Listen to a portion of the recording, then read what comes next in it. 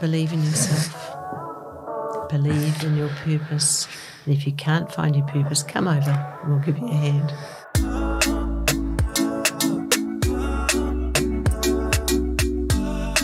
This podcast is proudly supported by the Ōtara Network Action Committee, ōNAC Community-Owned, community-driven and community-led. Hi, once again, thank you so much for joining us. This is Ōtara Podcast, our history, our podcast, sponsored by an amazing team called ōNAC. I don't know if you heard about them.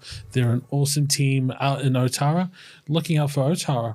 Who would have knew? They're an amazing group of people who spread their time and their talent out to ensure Ōtara is safe as well as heard. I think that's the most important thing about the whole entire podcast series is that us as Ōtarians, we are heard and action will take forward, because I do believe in our first episode, it was a lot of action. My word, you'll love the first episode.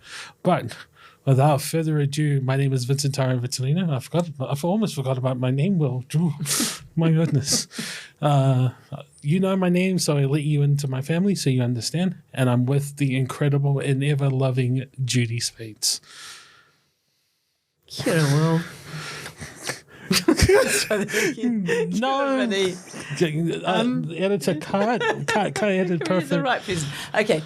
Kia ora, Vinny. That's a lovely introduction. Thank you so much. Awesome. No worries. We're going to treat this like as a normal conversation that we have every day at Accelerating Aotearoa. Yeah, me hanging over the reception. I know, right? And we're just drinking over coffee going, yes, it's a wonderful day to serve our people.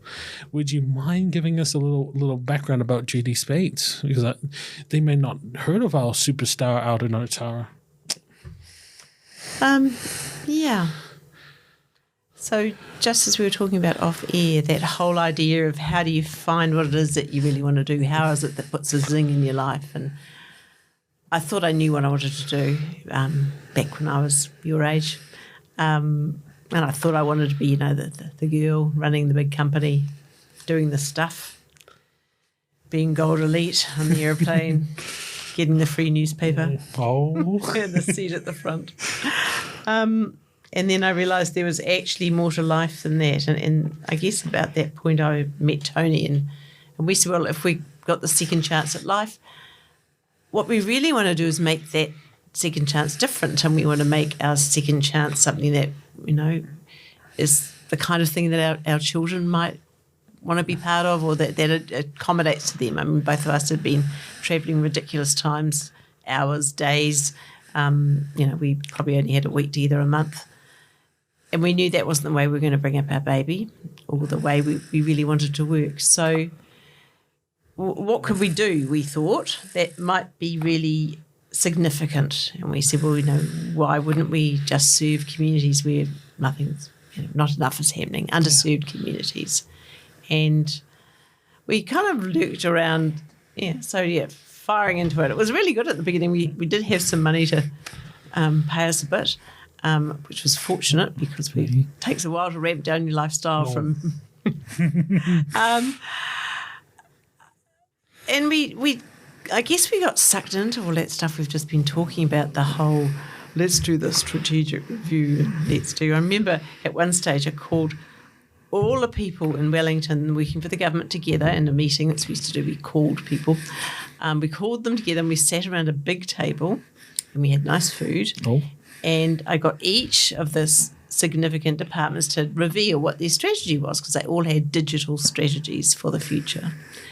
And then it was revealed, in fact, that one major accounting firm was one major consulting organisation, was actually consulting to every one of these probably 10 different organisations, writing them all different organisational plans. Yeah. And I guess that was probably my moment in time where I realised that a lot of this kind of, looking into the future is making a whole lot of fat consultants, and they don't really give two tosses about what's going on. They're just there to make a whole heap of money.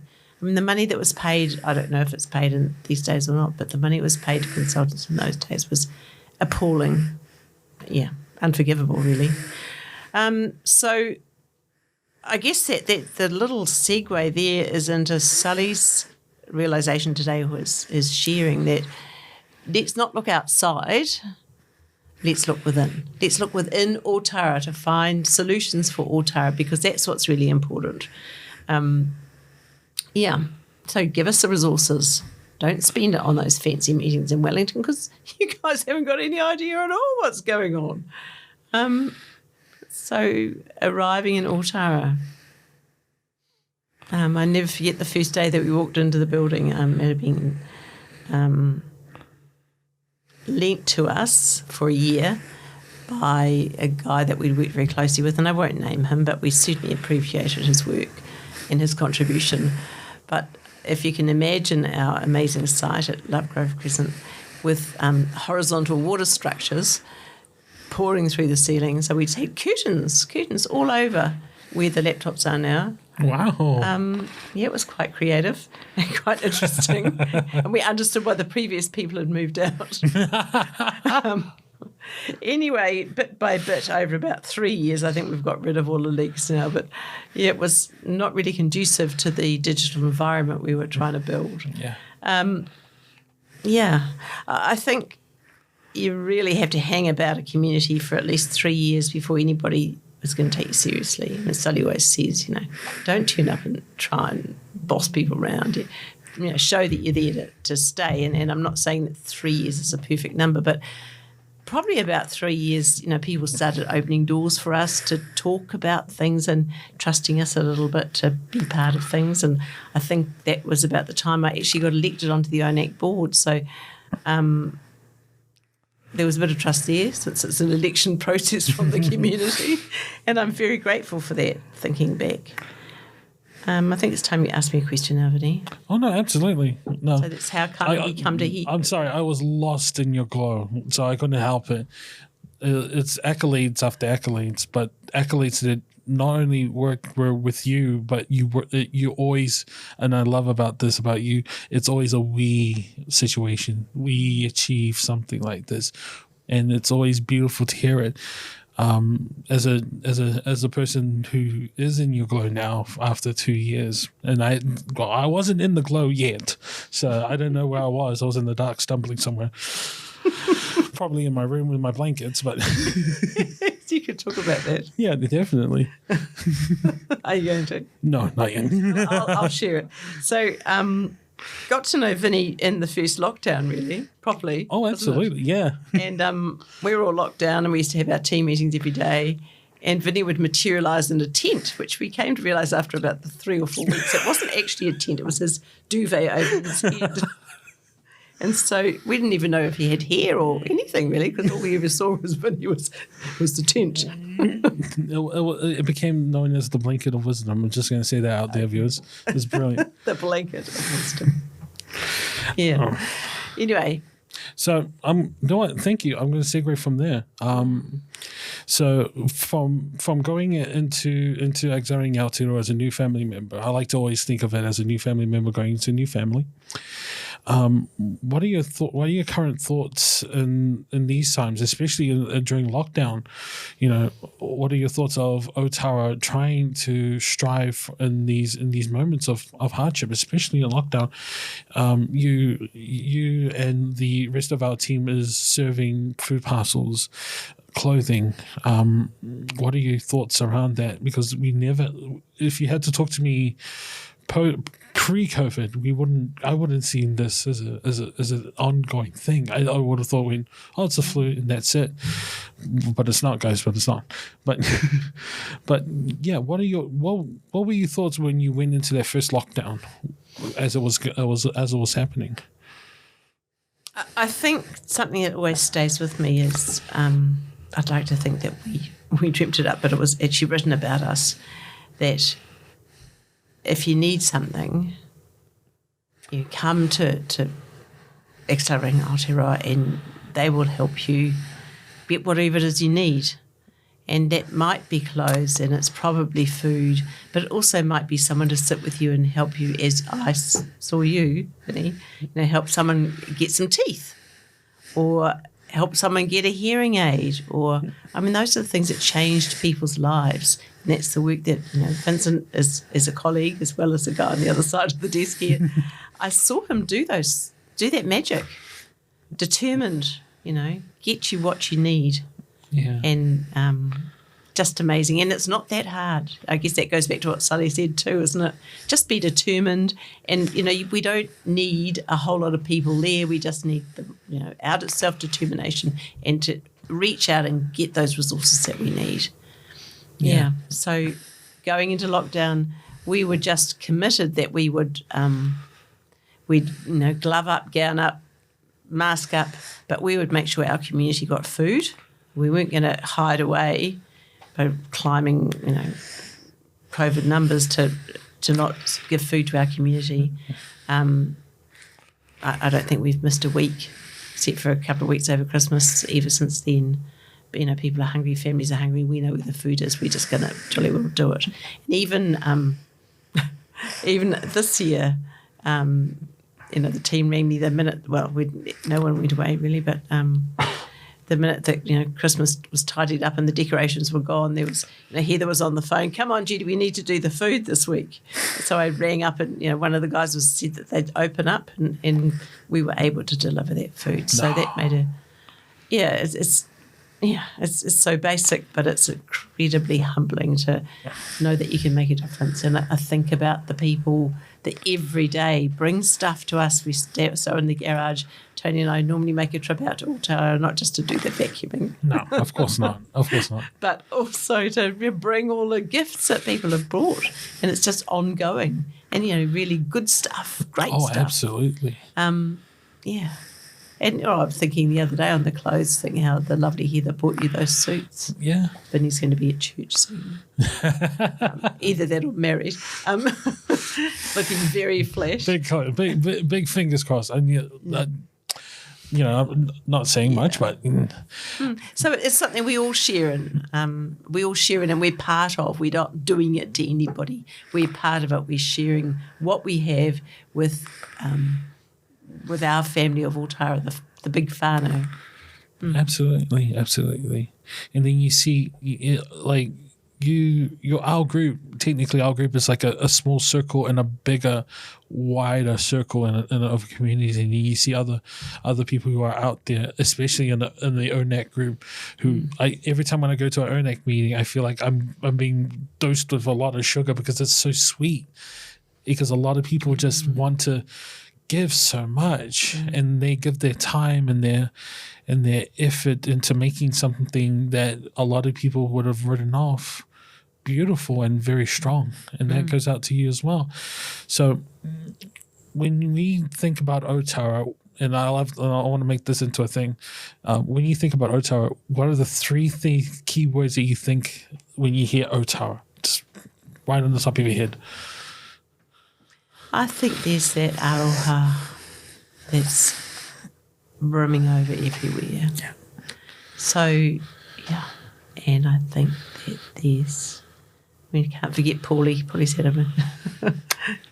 OMC was such, that was aroha from the beginning too, wasn't it? And absolutely.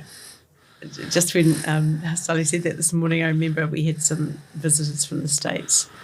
And we were introducing them to, what was going on, and we introduced them to Sally, and you realise that, Sally was godfather to one of our greatest singers. And she went, yeah, how bizarre. It was incredible. So, an international emblem of hope and goodwill and love and plenitude, I guess. And then the third thing, I think, sort of either holding it all together or over the top is, as you said, ōNAC, the Ōtara Network. It's a place that comes together, and, all through every single lockdown, we've had these amazing network meetings, 70 or 80 people all going online to find out what's going on in the community because they're stuck inside. And it gave us a place to be and a place to find out and a place to function effectively as a community. So, number 3. It's awesome, because I always think that during that lockdown period that we were all in our individual bubbles, and it was awesome to see that when you go onto Zoom and you see different organizations, Kangaora being one of them, and Ōtara Health and ōNAC, just facilitating all these amazing groups and going, okay, what do you have to say? Let's hear what you got to offer, so that to make sure that our people are catered to, you know. And every time when I hear you speak, and it's just like quiet. Well, because everyone wants to hear what you got to say. It's awesome. And we better not forget our amazing chairperson. Oh, yes. Jane. I mean, Jane Lotto has really pulled ōNAC together over those 2 years in particular of COVID lockdowns, and she's been incredible in her leadership. Yeah.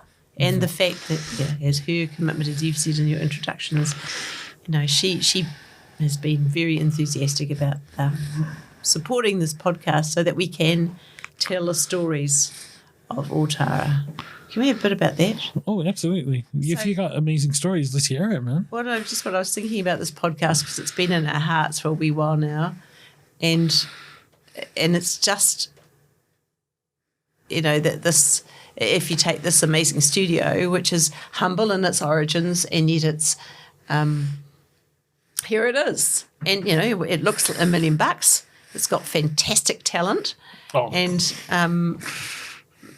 it's do what it takes. I think that's possibly one of the other underlying that we have for, do what it takes. That's what we have to do if we're going to make things happen. So we don't need those people on the outside. We just need the people on the inside who are just going to do what it takes to do stuff. And here we may as well be at TVNZ right now, except that none of us spend any time in makeup.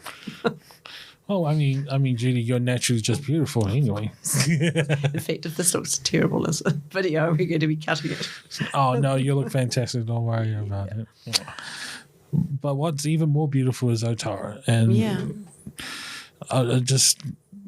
what is it that you would like to see for not only Accelerating Aotearoa, but Ōtara in the near future? I gave this question out to Sully because you just feel his aura, his mana.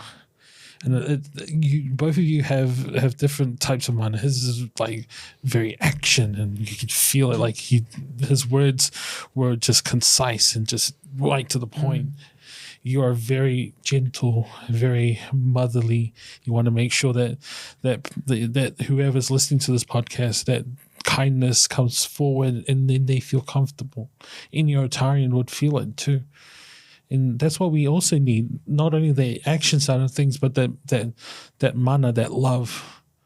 So with your kind words, what do you see Ōtara in the next year, well, in the future, really? Yeah. So if I look to Ōtara rising from this pandemic, what I would wish and what I would strive for is for us all to find that sense of self, to find the sense of purpose, to understand that, you know, lying around on the couch is actually not exciting, and if we can get off the couch and find our sense of purpose, find our aroha, we can make a change. So we can make, you know, our humble studio look like $1 million and go on air. We can create things everybody has within them. Yeah. And with the amazing leadership of people like Sully, there's that opportunity to grow. Absolutely. Yeah. Absolutely. Yeah. It's creating the next generation of talent and of amazing people out in Ōtara. Yeah. And making sure that talent and that beautiful people know that they don't need to go out to Central Auckland to make it out big. They have the needs here in Ōtara, and that's the beauty of it. That our culture, that our knowledge, that our people that we've shared so many memories and events throughout the years is kept within the boundaries of Ōtara. To feed. Absolutely. Yeah, it needs to feed the people who they can be, who they are, how we can rise up. Yeah, exactly. Rise up. Yeah. Rise up. I always like to think that Ōtara is the big tree, the big oak tree out at the back, and it always has fruit. It always and it has different types of fruit, knowledge, culture. and a telephone. It's raining mobiles. But so going back to my thought was just Ōtara is always like a big oak tree. It has different types of fruits among it. It has knowledge, has care, nurture, and whatnot. And we, as Ōtarians, are slowly picking out the fruit. We're ignoring the things around us, because this is what we need. We need to nurture that tree as well as take from that tree. But reminding and it, gain our sense of purpose. absolutely. Because who else you can't really pick up from other trees. This one's already here for us, and we can gain a lot of things from it. Can we make the tree a Cody tree? Okay. We'll make it a Cody tree. Awesome. I like to leave off with one more question, or final question. I always like to put out to my guests, and I want to make it a thing. What would be your thoughts or quote that you like to leave us with? Words of positivity that you want to leave to our listeners, especially our Ōtarians who are listening to our podcast. Something that will lift them up. Believe in yourself. Believe in your purpose. And if you can't find your purpose, come over and we'll give you a hand. Absolutely. Our doors are open, always, huh? Yeah. Just don't call us at 3 o'clock in the morning. That's a different story that we like to get into. Yes. But I'm also about to say that it's always been a pleasure. It's a given. Thank you so much, Judy. Thank you for your hard work, and thank you for sharing your awesome wisdom. Just being amazing. Thank you so much. Thank you, Vinny. And that's us, man. I hope you enjoy.